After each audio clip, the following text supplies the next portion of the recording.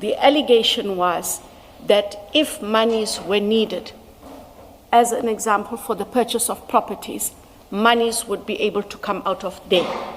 And that if she was asked, because of disappointment, she would have felt the need to act. That was the projection, and that was the understanding of where. Sorry, as to do what exactly? Sorry. If monies are required or needed, the technical support services to which she would have been appointed has a very big budget. It is a covert environment, and I think the manner, and I'm giving you the explanation as I understand it, the manner in which funds are dealt with are not as open source as everything else. And so should the need arise for funds to be procured, that would be the environment from which funds could be accessed, for example, for the purchase of properties. That is how I recall. Unlawfully. That is correct. So she would violate her duty of good faith to her employer. She would breach her contract of employment. I think the contention, Commissioner Khumalo, if I recall correctly, was because the monies are in that environment, she could be approached to make those monies available. I don't know what would be presented to her for her to make those monies available, but that is where the funds are for her to make available. But if she's doing that as part of her job, how does that rise to gratification and unlawful conduct? Because what you are saying, that would apply to any person who occupies that role. Correct. If they are required to provide money, provided that they are complying with the prescripts and they are doing that correctly, that's not a criminal offense. No, it isn't. They are simply doing their job. Yes. If she was approached for access of the TSS funds, knowing that whatever that motivation was, she should not approve that funding. Yes, but how do you leap to the conclusion that she would loot state funds? Because that's what your 25.3 says. If she's approving a request and she's doing it in accordance with the prescripts, there's nothing wrong with that. Not if she's doing it in accordance with the prescripts. So what is the basis of your assumption that she would have done it in an unlawful manner? That she would have been approached to make monies available under circumstances where she would not have made them available. But how do you know that? That was because of that environment, and because of the fact that from previous matters, not in IDEC, that is how funds were looted, out of accounts where the funds are within a covert environment. So motivations would be put in for access of that money. You are being, if I may come in, no. You are being grossly unfair to Mrs. Mokwele.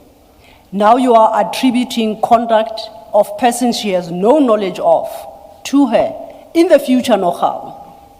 And you are saying you accept that she may be required to access those funds in the course of execution of her job. But the impression you create here at this 25.3 is that she would do so to loot. So that apology that I think you sought to extend to her, you might as well take it back. You are seriously impugning her credibility, and we are trying to find the basis on which you say she was going to loot. I hear you. That is not the intention. I'm trying to give an example of how I find that space. And, you see, no, you may continue if you're not done. I think it is also wholly unfair. There's no intention to impede on her dignity. I am merely expressing or amplifying on the question. If that is how it comes out, Council, really, it is unfortunate that you think that I would, in giving an explanation, that I am intentionally impeding on her reputation and her credibility. I do apologize if that is how it comes out, but, and to say that my apology, in fairness, commissioners, that I made earlier, I will not willy-nilly make an apology. The commissioners did not drag an apology out of me. I made that apology freely, and I think it should be taken from where it came. It did come freely. You see, if there were substance in what you are saying, it would apply across the board. That is to anybody appointed to that position. Correct. That must be correct. Yes. Yeah, because you have no basis to think that she is different, and that therefore this would apply only to her. So anybody, In that position. if what you say is logical, anybody would also be susceptible to this impropriety. I accept that, Chair. Thank you. Advocate Johnson, in June 2025, this is exactly the charge that was presented, even in the draft charge sheet to justify Ms. Mokwele's arrest. It's exactly this. So she has gone through all of this over a period of a year. It's not new that for the first time today you are making this allegation. The memos, the draft charge sheet, and all the documents, this was exactly the issue. And I say this for my part, I have no sympathy for people who loot state funds. And if there are people, whether they are generals or not, who are involved in the looting of the secret account or whatever it is, I have zero sympathy for them. But this case, as Commissioner Baloyi said yesterday, is a serious abuse of power by IDEC to target a civilian. And that's what I have a problem with. My sympathy for her is a bit different to the generals, because if they did what they did, the law must take its course. But we must draw the line where organs that are supposed to protect the public and, work for the benefit of the public are used in this manner to unfairly target civilians. That is just not right. I understand, hence I made the apology earlier. Yeah. It does not detract from the fact that there is a case for which they have now made representations. Mokwele and as well. As you said, it's not just the representations, there's also the review process. Exactly, that you referred to. and yes, and so in the end, fairness and justice must prevail. So if we have made the wrong decision, then that decision will be corrected.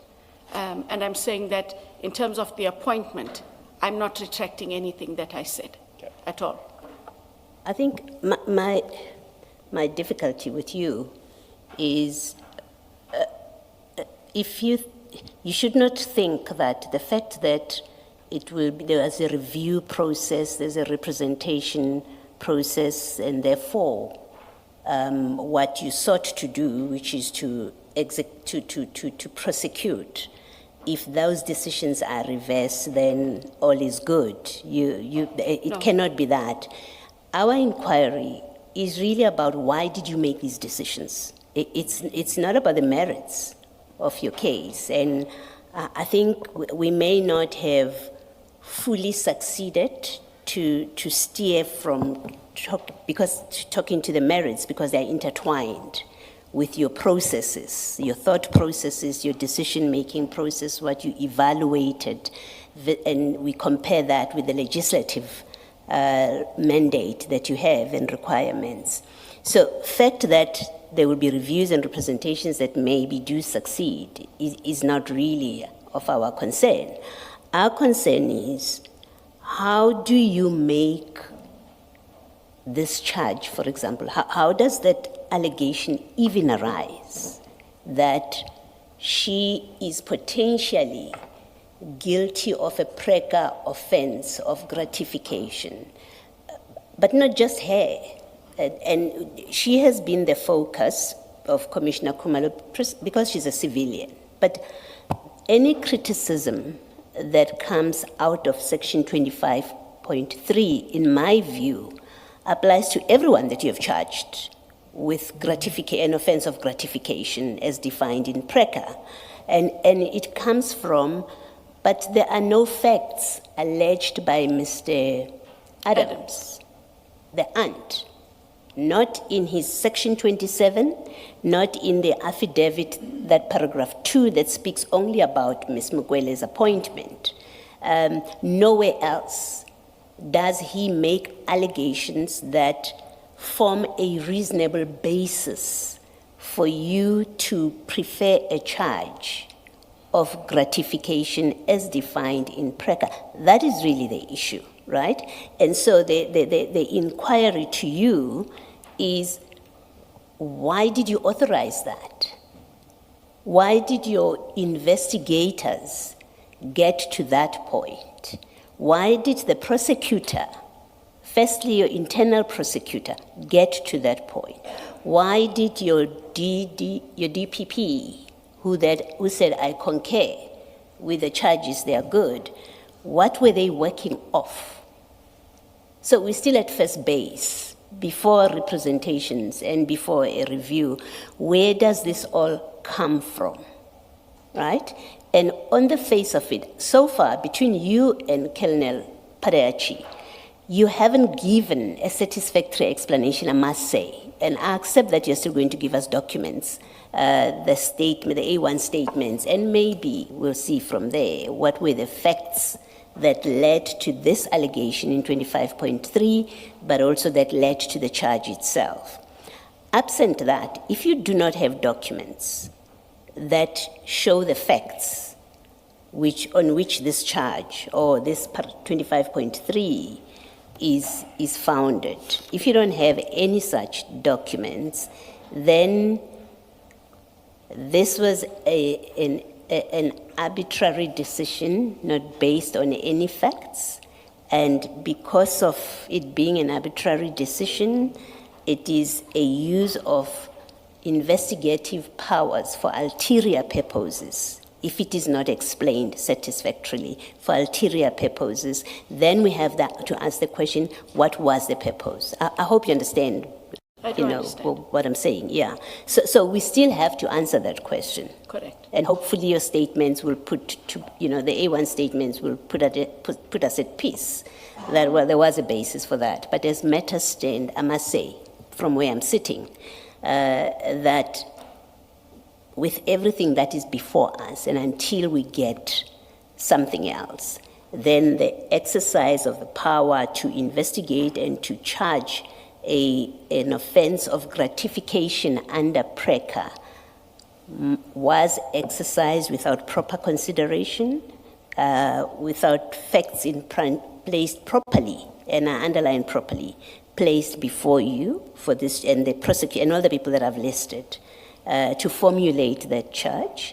On the face of it, the power that you have, all of you that I've listed, you exercise it for an ulterior purpose, and hopefully by the end of the evidence of the IDEC witnesses, we will find out what was the purpose. That for me is the real issue here. Do you have anything to say to that? Thank you.